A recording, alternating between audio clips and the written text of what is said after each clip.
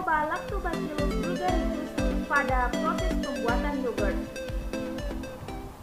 Di mana sebagai pendahuluan, yogurt merupakan produk berbasis susu yang telah dikonsumsi selama berabad-abad yang mempunyai efek menguntungkan bagi kesehatan. Mengonsumsi yogurt secara teratur dapat merangsang pertumbuhan bakteri bersahabat di dalam usus.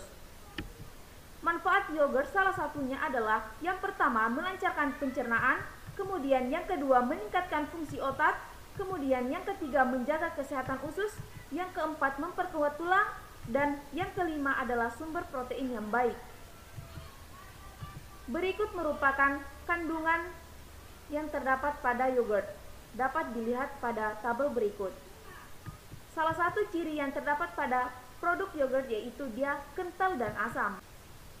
Salah satu mikroba yang terdapat pada yogurt yaitu Lactobacillus bulgaricus, di mana taksonomi dari bakteri ini yaitu kerajaan Bacteria, divisi Firmicutes, kelas Bacilli, ordo Lactobacillales, famili Lactobacilliaceae, genus Lactobacillus, spesies L. delbrueckii dan subspesies L. d. bulgaricus.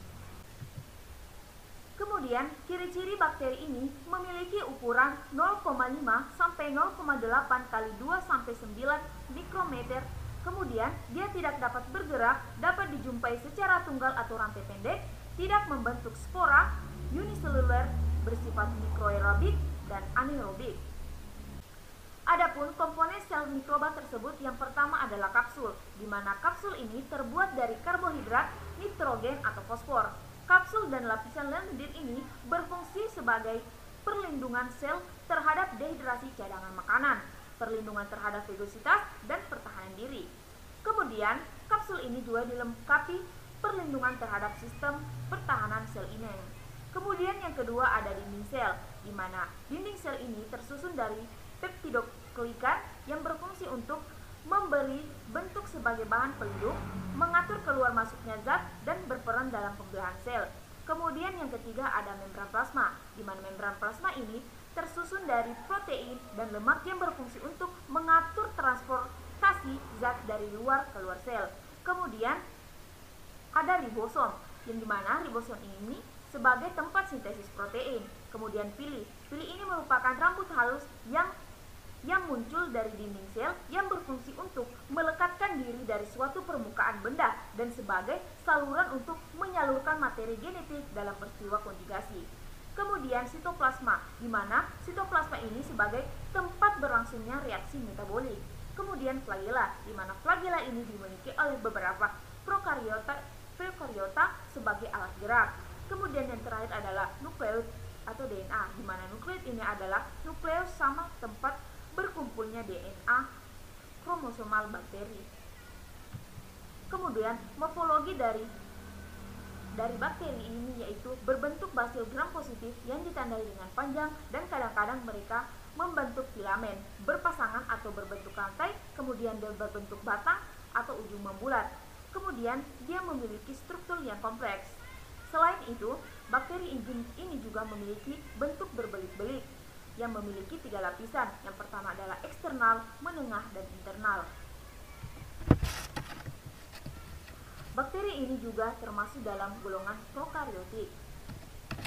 Kenapa dalam bakteri ini termasuk dalam prokaryotik? Karena bakteri ini tidak memiliki membran inti sel.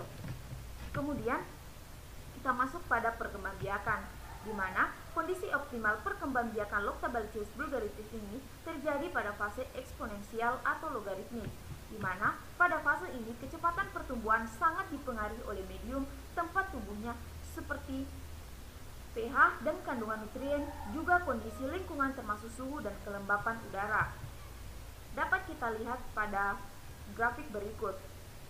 Pada grafik tersebut menunjukkan bahwa pertumbuhan Lactobacillus bulgaricus optimal pada suhu inkubasi 37 derajat Celcius karena pertumbuhannya sangat cepat, yaitu telah mencapai fase pertumbuhan eksponensial pada waktu inkubasi 4 jam, sedangkan pada suhu inkubasi 25 derajat Celcius dan 30 derajat Celcius sampai inkubasi 6 jam masih menunjukkan fase pertumbuhan adaptasi menurut Malaka dan Laga pada tahun 2005. Selain itu, Lactobacillus bulgaricus ini bereproduksi secara seksual atau generatif, yaitu caranya dengan konjugasi. Kemudian, daur siklus hidup. Yang pertama adalah bakteri ini hidup dari memakan laktosa atau gula susu dan mengeluarkan asam laktat. Kemudian yang kedua, bakteri ini tidak dapat hidup pada suhu yang terlalu rendah karena bakteri tersebut akan kedinginan dan akan berkembang biak secara lambat atau tidak sama sekali. Sementara jika suhu terlampau panas, maka bakteri tersebut tidak hanya kepanasan tetapi juga akan rusak dan mati. Kemudian habitat. Dalam manusia, bakteri ini dapat ditemukan dalam vagina dan sistem pencernaan, di mana mereka akan bersimbiosis dan merupakan sebagian kecil dari flora usus. Selain itu, bakteri ini juga biasanya mendiami saluran usus burung dan mamalia, vagina mamalia, dan tidak bersifat patogen. Kita masuk pada metabolisme. Kita lihat pada slide tersebut, glukosa akan mengalami reaksi glikolisis dan akan menghasilkan pirufat. Selanjutnya, pirufat ini akan dibawa ke dalam dua fase, yaitu yang pertama fase anaerob dan yang kedua adalah fase aerob, di mana dalam fase anaerob ini asam pirufat akan diubah menjadi asam laktat. Sedangkan dalam fase aerob, pirufat akan mengalami siklus TCA dan diubah menjadi energi. Kita lihat di sini pada asam laktat yang terbentuk akan menyebabkan proses susu dan akan mengalami denaturasi atau menggumpal. Kemudian kita lihat pada fermentasi asam laktat, di mana proses ini diawali dengan pengubahan satu molekul glukosa menjadi 2 molekul asam pirufat, di mana pada proses ini merupakan tahapan glikolisis sehingga dihasilkan 2 molekul ATP. Kemudian setelah proses glikolisis ini tidak dilanjutkan ke tahap dekarbonisasi oksidatif, melainkan 2 asam pirufat ini akan diubah menjadi 2 molekul asam laktat, sehingga fermentasi asam laktat ini akan menghasilkan 2 ATP dan 2 asam pirufat. Selanjutnya kita masuk pada kebutuhan, di mana pH Lactobacillus bulgaricus berkembang biak secara maksimal dalam kondisi asam pada range pH 3-5. Kemudian suhu bakteri ini bersifat termodurik, dapat hidup pada suhu pasteurisasi 63 derajat Celcius sampai 75 derajat Celcius menurut Helfferich dan Westhoff pada tahun 1980, dan tidak tumbuh pada suhu di bawah 15 derajat Celcius. Kemudian AW, kelembapan yang dimiliki bakteri ini yaitu 3,23 dan 43%. Kemudian udara anaerob fakultatif. Kemudian nutrisi, unsur C pada karbohidrat merupakan gula pasir. Kemudian susu skim mengandung laktosa 5%, protein susu 3,5%, dan mineral antara lain potasium, kalsium, fosfor, klorida, dan sodium. Susu skim dan sukrosa yang pada fungsi utama sebagai pemberi rasa manis juga dapat memberikan nutrisi pada bakteri asam laktat secara optimal agar bakteri tersebut mampu menghasilkan rasa yang pas dan tidak terlalu asam atau khas akibat pembentukan asam laktat dan asam-asam organik lainnya sebagai hasil dari metabolisnya, menurut Sintasari tahun 2014. Selanjutnya kita masuk pada metabolisme, di mana umumnya bakteri Lactobacillus bulgaricus ini tumbuh baik pada keadaan hangat serta pada media berisi karbohidrat dan extract, di mana kita lihat pada gambar tersebut karbohidrat akan dipecah menjadi laktosa, di mana laktosa ini dihasilkan dari glukosa yang direaksikan dengan galaktosa. Kemudian glukosa yang dihasilkan akan menghasilkan asam pirufat pada tahap glikolisis melalui proses aerob. Kemudian setelah itu pirufat akan menghasilkan asam laktat melalui proses anaerob fakultatif. Setelah itu pirufat akan masuk pada siklus TCA dan akan menghasilkan energi, di mana pada tahap ini terjadi proses aerob. Kemudian asam laktat yang dihasilkan dari tahapan glikolisis akan mengalami denaturasi sehingga terjadilah penggumpalan.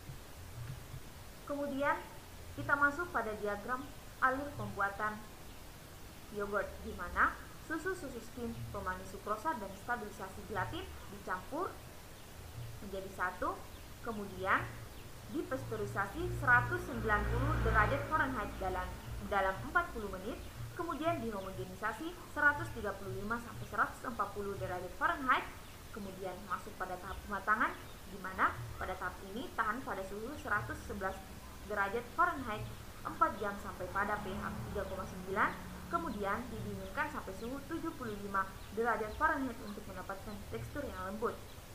Kemudian gula dan buah ini kemudian dicampur dan kemudian dimasukkan ke dalam freezer dan kemudian menjadilah yogurt.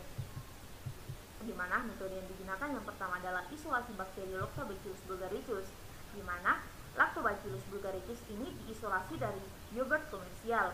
Kultur starter dari yogurt diinikulasi pada suhu skim rekonstitusi 10% yang telah diautoklaf pada suhu 121 derajat Celcius selama 15 menit dan diinkubasi pada suhu 37 derajat Celcius selama 24 jam. Penginceran berseri dilakukan dari sampel kemudian ditebarkan pada skim susu agar dan bromide-resol kultur agar. Kemudian kultur diinkubasi pada suhu 37 derajat Celcius secara anaerobik. Kemudian perbanyakan bakteri. Fermentasi yogurt dipengaruhi oleh jumlah bakteri Lactobacillus bulgaricus, di mana jumlah bakteri ini dipengaruhi oleh media tumbuh yaitu susu, di mana kita lihat pada semakin banyak kadar laktosa maka pertumbuhan bakteri juga akan semakin baik. Kemudian aktivitas bakteri di mana akan mengalami peningkatan kadar asam laktat selama waktu inkubasi 24 jam sehingga dapat menurunkan pH dalam keadaan asam. Cukup sekian presentasi saya.